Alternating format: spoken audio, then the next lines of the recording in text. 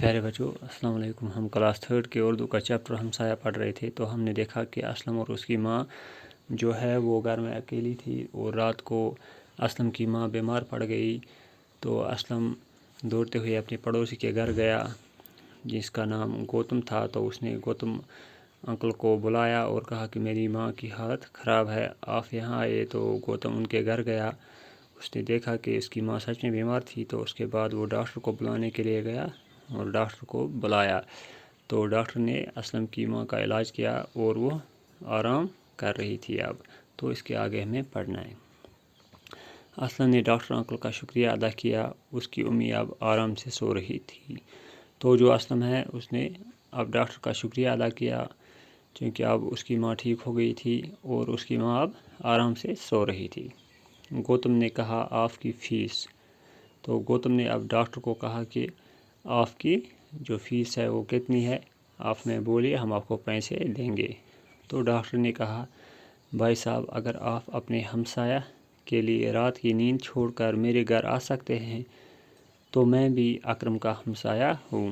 تو چونکہ گوتم بھی اس اسلم کے پڑوس میں ہی رہتا تھا، اسی طرح جو ڈاکٹر ہے وہ بھی ان کا ہمسایہ ہی تھا۔ تو ڈاکٹر نے جواب دیا، اس نے گوتم کو کہا کہ بھائی صاحب، اگر آپ ہمسایوں کے لیے اپنی نیند چھوڑ کے آ سکتے ہو تو میں بھی ان کا ہمسایہ ہوں، تو میں کیوں ان کا فیس لوں؟ میرا بھی فرض بنتا ہے پڑوسی ہونے کا، تو میں کیوں ان سے فیس لوں؟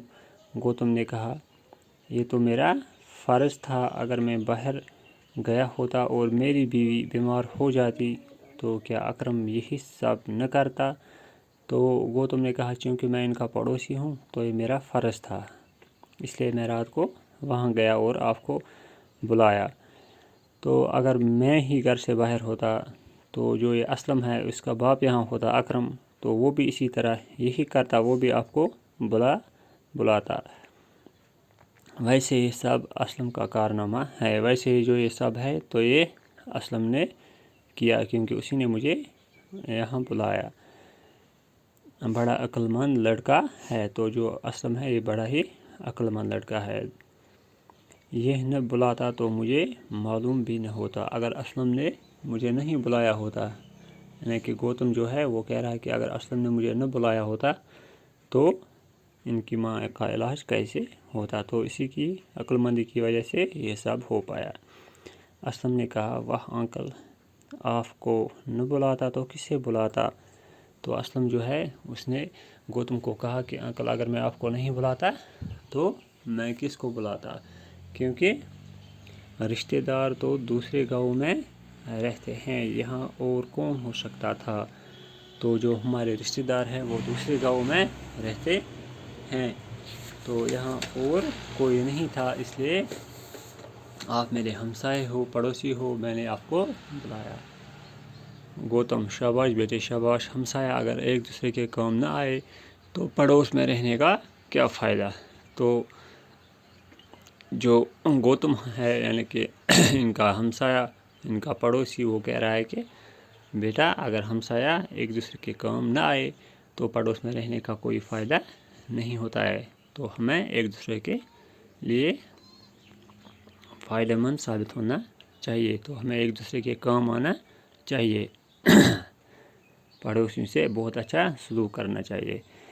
اب تم امی کو آرام کرنے دو، 4 گھنٹے کے بعد ان کو دوائی کھلانا مت بھولنا۔ تو امی کو اب آرام کرنے دو، تو 4 گھنٹے کے بعد پھر سے دوائی کھلانا ہے ان کو، میں ڈاکٹر صاحب کو چھوڑ کر آتا ہوں۔ تو اسلم، یہ جو ہے گوتم ہے، وہ کہہ رہا ہے کہ میں ڈاکٹر صاحب کو چھوڑ کے آتا ہوں۔